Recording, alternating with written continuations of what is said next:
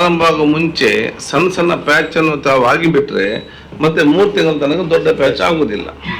ಇವರು ಆಗ ಅದನ್ನು ಸೀರಿಯಸ್ ಆಗಿ ತಗೊಳ್ಳೋದಿಲ್ಲ. ಈ ಸಣ್ಣ ಸಣ್ಣ ಪ್ಯಾಚ್ 3 ತಿಂಗಳು ಮಳೆ ಬರುವಾಗ ವಿಪರೀತವಾಗಿ ಪ್ಯಾಚ್ ಆಗಿ ಲಾಸ್ಟ್ ರಿಪೇರ್ ಮಾಡ್ಲಿಕ್ಕೆ ಕೂಡ ನಿಮ್ಗೆ, ಯಾಕೆ ಮಳೆಗಾಲದಲ್ಲಿ ಡಾಮರ್ ಹಾಕ್ಲಿಕ್ಕೆ ಆಗುದಿಲ್ಲ.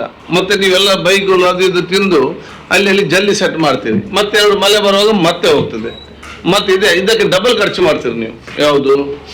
ಸೊ ನೀವು ಮಳೆಗಾಲ ಪ್ರಾರಂಭ ಆಗೋ ಮುಂಚೆ ಎಲ್ಲೆಲ್ಲಿ ಇಂಥ ಹೊಂಡಗಳಿದೆ, ಎಲ್ಲೆಲ್ಲಿ ಸಣ್ಣ ಸಣ್ಣ ಪ್ಯಾಚ್ ಮಾಡಬೇಕು, ಅದನ್ನೆಲ್ಲ ಪ್ಯಾಚ್ ಮಾಡಿ ಮುಗಿಸಿದ್ರೆ 3 months you won't have the problem.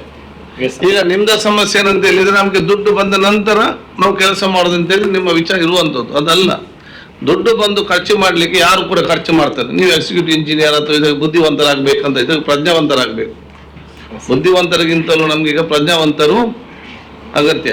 ದುಡ್ಡು ಬಂದ ನಂತರ ನಾನು ಖರ್ಚು ಮಾಡ್ತೇನೆ ಅಂತೇಳಿ ಅವ್ರು ಕೂಡ ಇಲ್ಲಿ ನಮ್ಮನ್ನು ನೋಡುದಿಲ್ಲ. ಅವರು ಅಲ್ಲಿ ಬೇರೆ ಕಡೆ ಮಳೆಗಾಲ ಬರದಂತ ಊರಿದೆ, ಬೀದರ್, ಗುಲ್ಬರ್ಗ, ಅದನ್ನೆಲ್ಲ ನೋಡಿ ರಾಜ್ಯಕ್ಕೆ ಒಂದು ಕಾನೂನು ಮಾಡ್ತಾರೆ, ಸೀದಾ ಮುಗಿದ ನಂತರ ಮಾಡುವ ಅಂತೇಳಿ.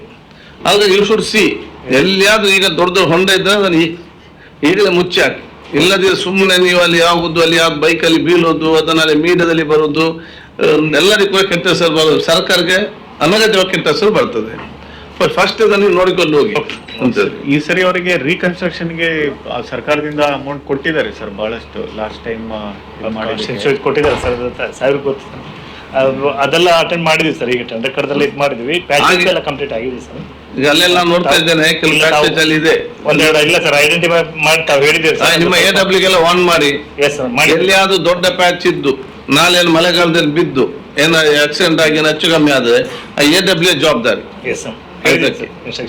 ಸೊ ಇಷ್ಟೇ ನಾವು ಒಳ್ಳೆ ಅದನ್ನು ಎಲ್ಲ ನಿಮ್ಮ ಯಾರಿದ್ದಾರೆ AW ಇಂಜೆ ಅವರವರ ಸುತ್ತೊಂದು ರೌಂಡ್ ಹೋಗ್ಬೇಕು ನೋಡೋದು. ಈಗ ಏನಾದ್ರು ಒಂದು ರೀತಿಯಿಂದ ಮಳೆಗಾಲ ಸ್ವಲ್ಪ ನಿಲ್ಬಹುದು, ಗ್ಯಾಪ್ ಅಲ್ಲಿ ತಕ್ಷಣ ಅದನ್ನು ಹಾಕಿ ಬಿಡ್ಬೇಕು.